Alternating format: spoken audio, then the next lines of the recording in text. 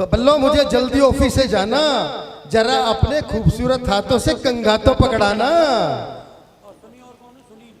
अच्छा, जिन बालों पर इतराए घूमते हो सब जानते हैं, गंजे हो, विग लगाकर घूमते हो। अरे बल्लो, सच्चाई है मेरी एक विग से तुझे परेशानी हो जाती है? तेरे तो पूरा जंगल है, फिर भी 4-4 चोटियां मंगवाती है। देखो, मेरी 4 चोटियों पर मत जाओ, और अब विग तो बनवा लिया, अब नकली मूछें बनवाओ। ये सफा चट चेहरा मुझे नहीं भाता, इन पे नकली मूछें भी चिपकाओ। अच्छा, तेरे पहने पर पहले विग बनवाई, अब मुंह चिपकाऊं। बाल तुझे इतने ही पसंद हैं तो क्या अनिल कपूर बन जाऊं? आहा, बड़े अपने आप को अनिल कपूर समझते हो? आईना जाकर देख लो, आऊं शक्ति कपूर दिखते हो। अरे बल्लो, जब मैं विग नहीं लगाता था तो बारिश की पहली बूंद का आनंद सबसे पहले मैं ही तो पाता था। भाड़ में गया वो आनंद, मुझे तो मेरे पिता ने और रब ने पता नहीं कौन से कर्मों की सजा दी, जो अपनी ये खूबसूरत बेटी इस गंजे को ब्याह दी। गंजा ना भी होता तो शादी के बाद हो जाता। तेरे जैसी पत्नी हो तो क्या सर का एक भी बाल बच पाता? सर का बाल नहीं बचा, इसीलिए ये रसिया विग लगाता है। लेकिन कोई भी बुढ़ा जैसे ही आशीर्वाद दे दे, विग उसके हाथ आ जाता है।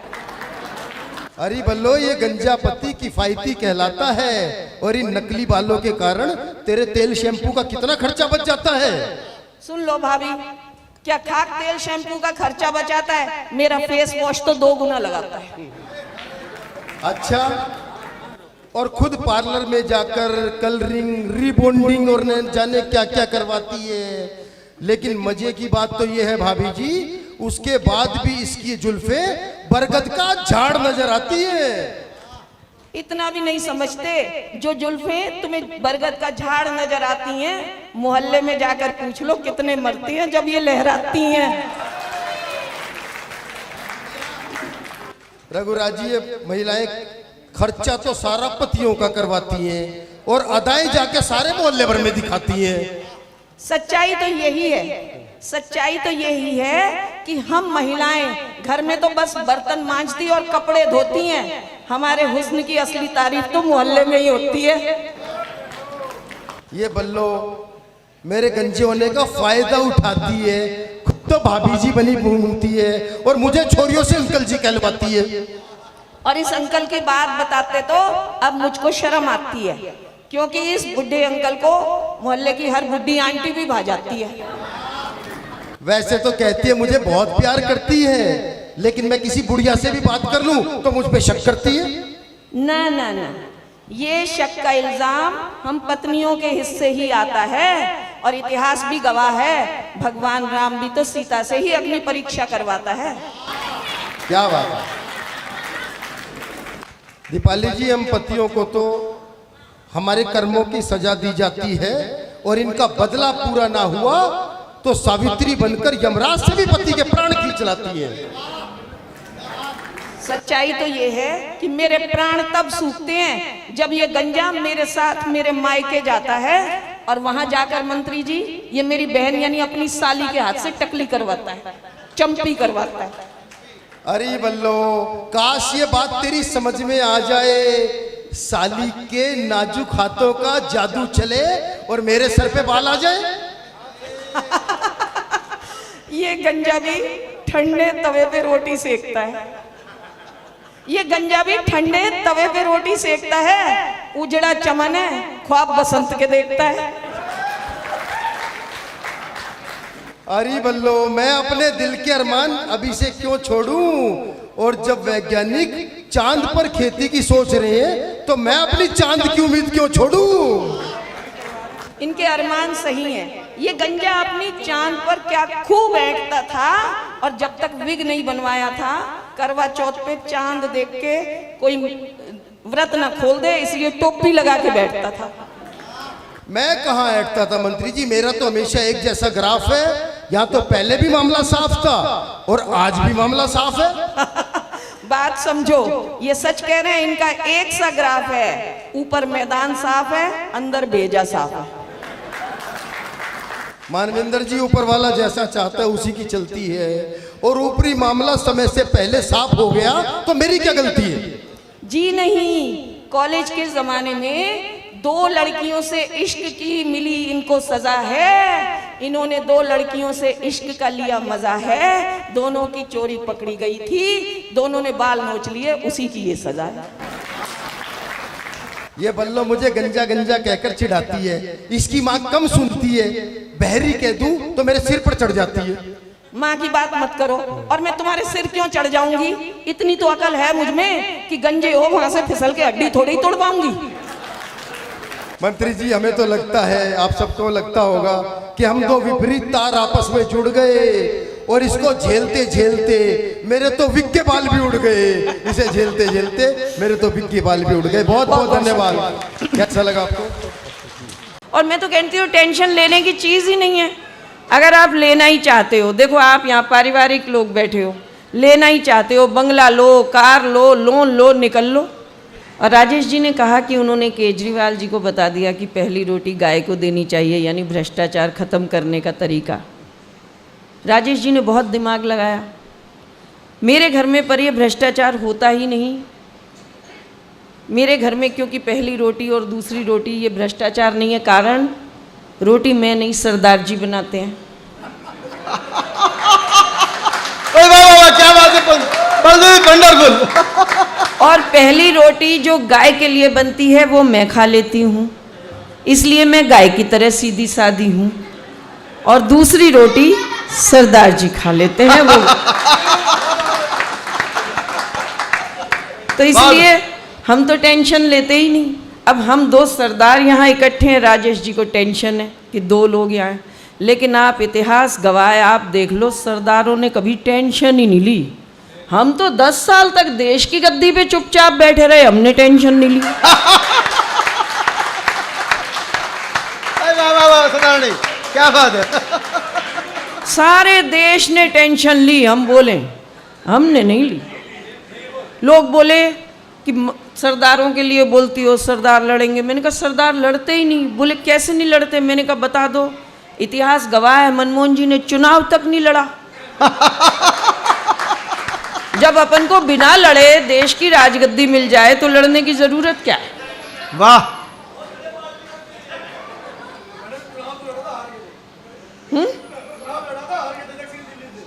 अच्छा, अपन तो यस यस, बंसल साहब ठीक। लेकिन हार के भी प्रधानमंत्री तो बन गए, आप क्यों टेंशन ले रहे हो?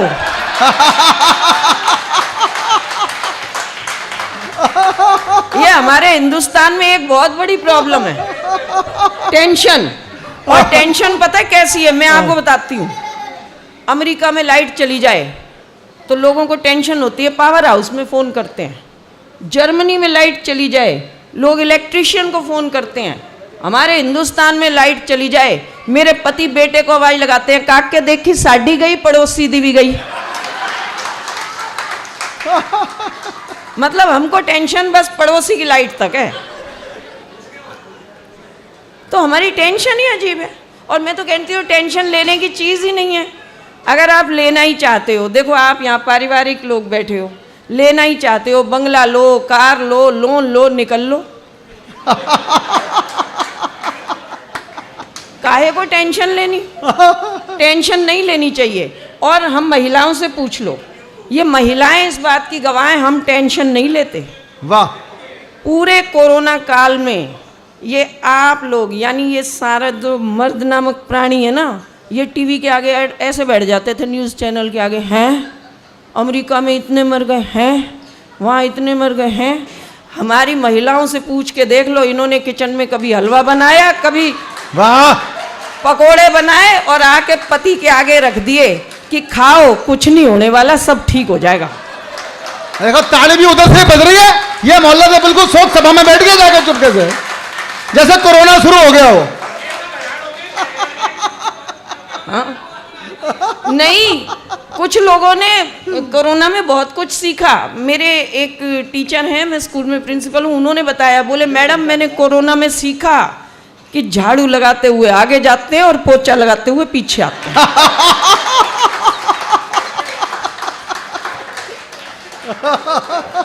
तो मस्ती में रहो। अब आपने बड़ी तेज कहा था कि महिलाओं का काम आग लगाने का है। भाई साहब आपने बोला था नहीं।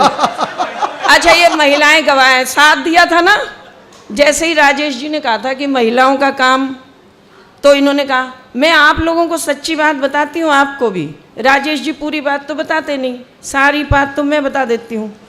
महिलाएं फायर डिपार्टमेंट में थी, लेकिन क्यों बंद की गई? हरियाणा वालों के कारण। आप हरियाणा के नहीं हो? बस सारे ही हैं। तो सबको पता है कि हरियाणा के लोग जितने बुजुर्ग हो जाएं उतने रंगीन हो जाते हैं।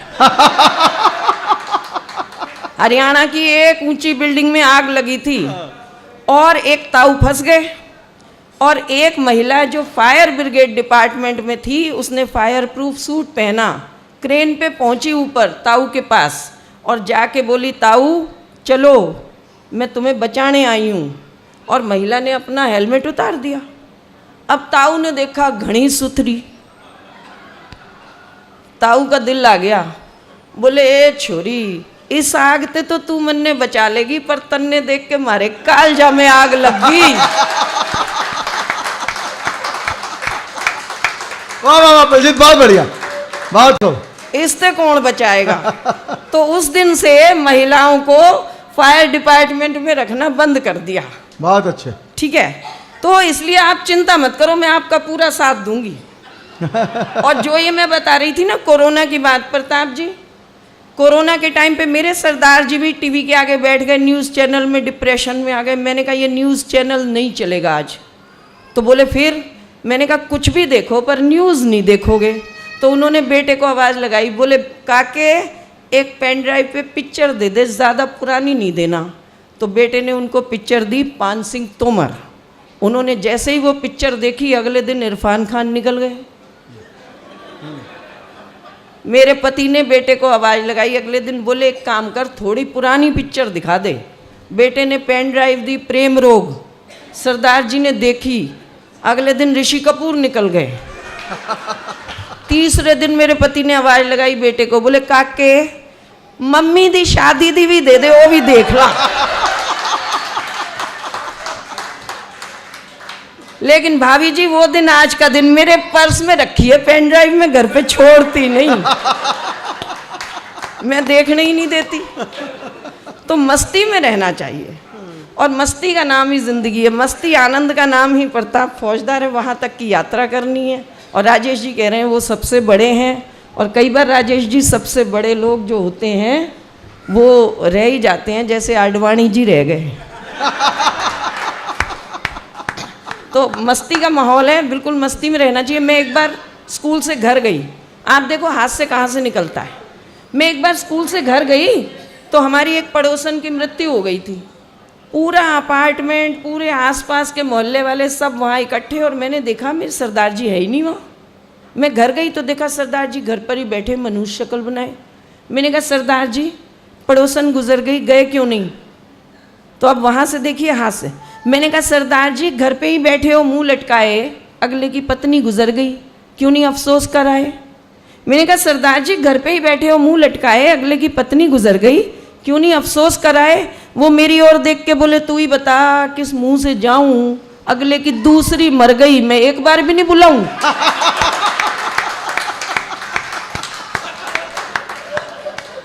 वाह वाह बहुत बढ़िया। अच्छा एक और हमारे पड़ोसी हैं, हमारे तो पड़ोसी हैं इतने बढ़िया हैं, हरियाणा के ही हैं, हमारे घर में तो उन्हीं पड़ोसियों से ही हास्य है। एक और हमारे पड़ोसी हैं, उन्होंने बैंक से लोन लिया, लोन लेके उन्होंने कार ली, लेकिन किसी कारणवश कोरोना में थोड़ा रिसेशन आया तो बैंक के लोन की किस्तें नहीं दी, बैंक वाले आए कार उठा के ले गए। अब कार गई पड़ोसियों की, फिर मनूस हो गए सरदार जी। मैं कहा सरदार जी कार तो पड़ोसियों की गई, मनुष्य शक्ल तुमने क्यों बना ली? बोले बैठ जा तू, तुझे समझाऊं। मैं कहा समझा दो। बोले देख अगले ने लोन लेके कार ली। मैं कहा हाँ जी। बोले लोन की किश्त नहीं दी। मैं कहा हाँ जी। बोले बैंक वाले आए कार उठा के ले गए। मैं कहा हाँ। बोले काश पहले पता होता मैं लोन लेके शादी करवाता और फिर किश्त नहीं चुकाता।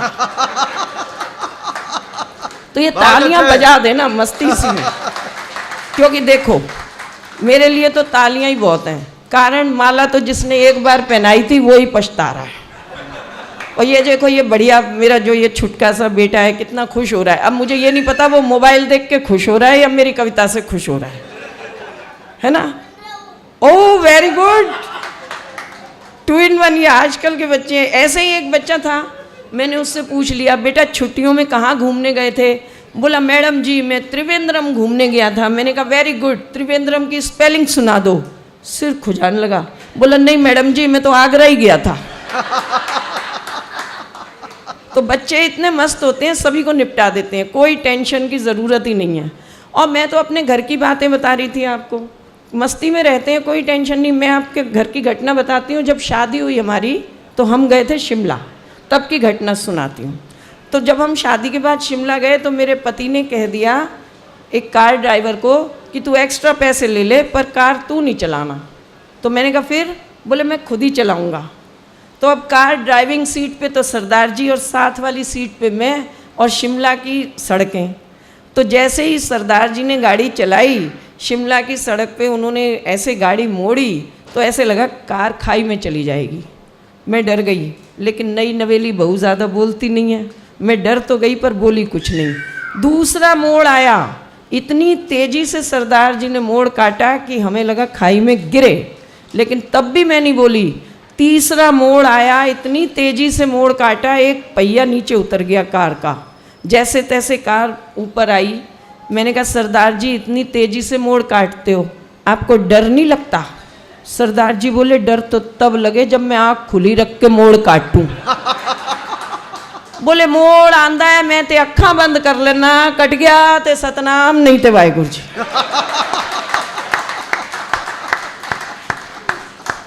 तो वो दिन आज का दिन मैं कार भी नहीं उनको चलाने देती, कौन अपनी वाहिगुरू जी करा ले।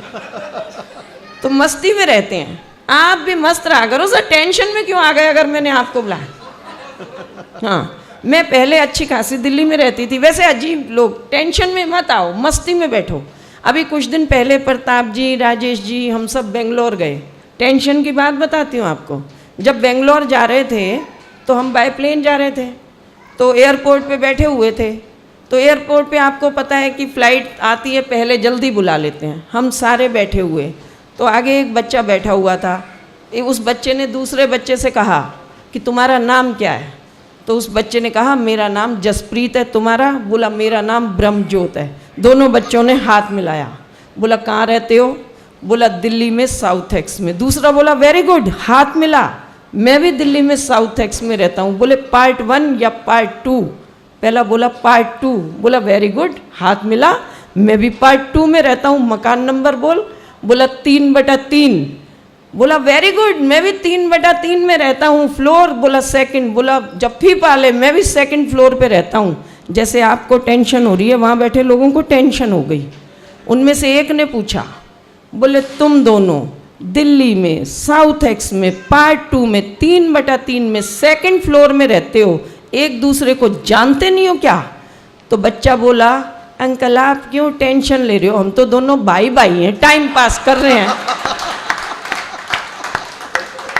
और तालियां तो इस बात पे बजाना कि वो दोनों बालक जसप्रीत और ब्रह्मज्योत मेरे बेटे थे। वाह, बहुत अच्छे। और आप टेंशन की बात देखो कि हमें टेंशन कैसे दी जाती है। साउथ एक्स में मैं रहती थी। अब हमारी पत्नियों की बहुत लंबी चौड़ी डिमांड नहीं होती, लेकिन हमको बदनाम कर रखा है कि हम बहुत डिमांड करते हैं। करवा चौथ का व्रत आया, मैंने कहा जी कल करवा चौथ का व्रत रखना है। मेरे पति बोले तू तो बस मौन व्रत रख ले। मैं करना करवा चौथ का व्रत ही रखूंगी, मौन व्रत नहीं रख सकती। बोले फिर? मैंने कहा नई साड़ी ला दो। बोले ये 7 अलमारियां भरी हुई हैं। तो ये मैंने कहा ये साड़ी तो मोहल्ले वालों ने देख रखी हैं, आप आज साड़ी लेके ही घर में घुसना। तो शाम को पति आए तो हाथ में बैग। मैं बड़ी खुश हुई कि हाथ में जो बैग है उसमें साड़ी निकलेगी। मैंने फटाफट वो बैग लिया, खोला, उसमें से एक डिब्बा निकला, डिब्बे में से एक फाइल निकल आई, फाइल में से कागज निकले। मैंने कहा ये क्या है? बोले चल फरीदाबाद। मैंने मोहल्ला ही बदल लिया, मकान फरीदाबाद ले लिया। साड़ी नहीं दिलवाई। बस ऐसा ही है जी। अब राजेश जी फ्री में आ जाते हैं, हमारे को कोई साड़ी नहीं दिलाएं पति। आप हमारी बात सोच लो तो तालियां ही दे दो, हमारा गुजारा उसी में हो जाएगा। एक कविता सुन। तो मस्ती का माहौल है, मस्ती में रहना चाहिए। और जो लोग हंसते और हंसाते हैं, आज जिन्होंने ये आयोजन किया है उनको बहुत साधुवाद। आज के टीवी के युग में अगर इस तरह परिवार और बच्चे साथ मिलकर बैठते हैं तो मैं उन सबको साधुवाद देती हूँ जिन्होंने ये आयोजन किया। और दो पंक्तियाँ उन लोगों के लिए कि जो लोग हंसते और हंसाते हैं वो मरने के बाद स्वर्ग नहीं जाते हैं। वाह। जो लोग हंसते और हंसाते हैं वो मरने के बाद स्वर्ग नहीं जाते हैं, क्योंकि वो लोग तो जहाँ बसते हैं उसी जगह को स्वर्ग बनाते हैं। वाह वाह वाह। और रही बात जहाँ परिवार की बात हो तो कुछ ऐसा भी ज़रूर हमको कलम से लिखना चाहिए कि समाज में संदेश पहुँचे। जो मैं आपको कह रही हूँ कि आज का युग जो है वो बदल गया। आज फेसबुक पे हमारे बहुत सारे लाइक्स मिलते हैं, फ्रेंड्स होते हैं। तो वहीं मैंने ये कविता, छोटी सी कविता आप सबको सौंपती हूँ। सुनाइए सुनाइए, स्वागत है। आप सबका फिर से साथ चाहूँगी कि ढूंढ रही हूँ वो बच्चे, महिलाएं और आप सब भी देखिएगा कहाँ कवि की कल्पना पहुँची है, प्रताप जी जी। कि ढूंढ रही हूँ वो बच्चे जो मदर्स डे नहीं मनाते थे, पर माँ जब भी आवाज़ दे हाँ माँ कहकर दौड़े चले आते थे। क्या बात है, वाह, बहुत अच्छा। वो देखो वो माँ है, बेबी पकड़ा दिया, सेल्फी खींच रही है। ढूंढ रही हूँ वो बच्चे जो मदर्स डे नहीं मनाते थे, पर माँ जब भी आवाज़ दे हाँ माँ कहकर वाह। दौड़े चले आते थे। शायद बैटरी वाली कारें और मोबाइल नहीं थे उस वक्त, इसीलिए बच्चे पापा की पिद्दी पर घोड़ा बन चढ़ जाते थे। क्या बात है, वाह। और रुपए नहीं सिक्के मिला करते थे जेब खर्च, कई लोगों को याद होगा। रुपए नहीं सिक्के मिला करते थे जेब खर्च, इसीलिए बच्चे पैसे का वजन ज्यादा समझ पाते थे। क्या बात है, वाह वाह। सादा ही था खान पान, आंखों पर नहीं थे बच्चों के चश्मे। सादा ही था खान पान, बच्चों की आंखों पर नहीं थे चश्मे, इसीलिए माँ के आंसू उन्हें जल्दी नजर आ जाते। क्या बात है, वाह, बहुत बढ़िया। और देखिए मैंने कहाँ कुछ कहने की कोशिश की है, अगर आप तक पहुँच जाए तो तालियों से नवाजिएगा कि शायद मीडिया और राजनीति भी इतनी गहरी नहीं थी उस वक्त। शायद मीडिया और राजनीति भी इतनी गहरी नहीं थी उस वक्त, इसीलिए सड़क चलते बच्चे रामू चाचा और रहीम काका की आवाज़ लगाया करते थे। वाह, बढ़िया बात है, वाह, बहुत अच्छी बात है। शायद बार्बी डॉल की कल्पना भी नहीं थी उस वक्त, इसीलिए बच्चे कपड़े की कतरन से गुड़िया बनाते थे और जूते के डब्बे में उनका घर सजाते थे। ढूंढ रही हूँ वो बच्चे जो मदर्स डे नहीं मनाते थे, पर माँ जब भी आवाज़ दे हाँ माँ कहकर दौड़े चले आते थे। शायद पढ़े लिखे नहीं थे, पर अनपढ़ नहीं थे माँ बाप। हाँ। शायद पढ़े लिखे नहीं थे, पर अनपढ़ नहीं थे माँ बाप। दूर दृष्टि रखते थे, वो कमरे में बोनसाई नहीं आंगन में पेड़ लगाते थे। क्या बात है, वाह वाह वाह। और आखिरी पंक्ति आपको सौंप रही हूँ, जिसे समझिएगा और मुझे विदा दीजिएगा कि शायद उस दौर के रिश्ते बिल्कुल सच्चे होते थे। शायद उस दौर के रिश्ते बिल्कुल सच्चे होते थे। माँ बाप के पास भले ही कुछ ना हो, उनके पास बच्चे होते थे। वाह वाह वाह। बहुत शुक्रिया।